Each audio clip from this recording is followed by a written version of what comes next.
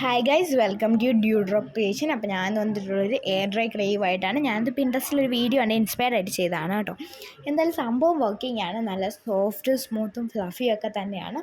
നല്ല കുറേ ഷേപ്സ് ഒക്കെ നമുക്ക് ക്രിയേറ്റ് ചെയ്യാവുന്നതാണ്. എന്തായാലും സംഭവം വർക്കിംഗ് ആണ്. അപ്പോൾ വീഡിയോയിലേക്ക് പോകുന്നതിന് മുമ്പ് നമ്മുടെ ചാനൽ ആദ്യമായിട്ടാണ് ആണെങ്കിൽ ഇപ്പോൾ തന്നെ സബ്സ്ക്രൈബ് ചെയ്യുമ്പോൾ ബെല്ലൈക്കൺ കൊണ്ടൊന്ന് ക്ലിക്ക് ചെയ്യണേ.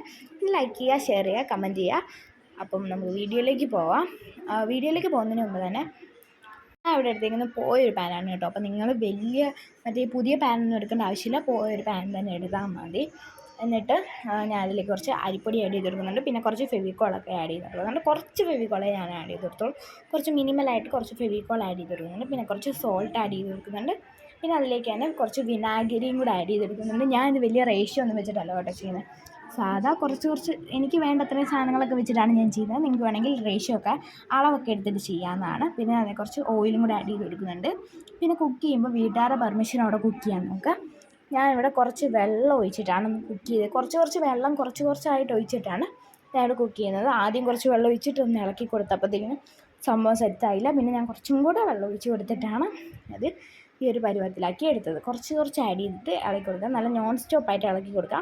ഞാനവിടെ ലോ ഫ്ലെയിമിലിട്ടിട്ടാണ് കുക്ക് ചെയ്തെടുക്കുന്നത്.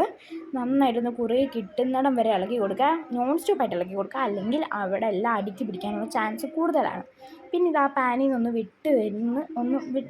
പാനിൽ നിന്നൊക്കെ വിട്ട് വരുമ്പോഴത്തേക്കിനും ഫ്ലെയിം ഓഫ് ചെയ്ത് നമുക്ക് ചൂടാറി കഴിയുമ്പോഴത്തേക്കിനും നമ്മുടെ കയ്യിലേക്ക് കുറച്ച് ബോഡി ലോഷൻ ഒഴിച്ചിട്ട് നന്നായിട്ടൊന്ന് എടുത്തു തരുന്നതാണ്. നന്നായിട്ടൊന്ന് മിക്സ് ചെയ്ത് ഒരു സോഫ്റ്റായിട്ടുള്ളൊരു ക്ലേ നമുക്ക് കിട്ടുന്നതാണ്. എന്തായാലും സംഭവം വർക്കിംഗ് ആണ്. ഒരു 1 മന്തോളമൊക്കെ നിന്നിരിക്കും. നമ്മുടെ ഉപയോഗം കഴിയുമ്പോഴത്തേക്കിനും ഇത് ഒരു പ്ലാസ്റ്റിക് കവറിലൊന്ന് റാപ്പ് ചെയ്തിട്ട് ഒരു ഡപ്പയിലിട്ട് നമുക്ക് അടച്ച് വെക്കാവുന്നതാണ്.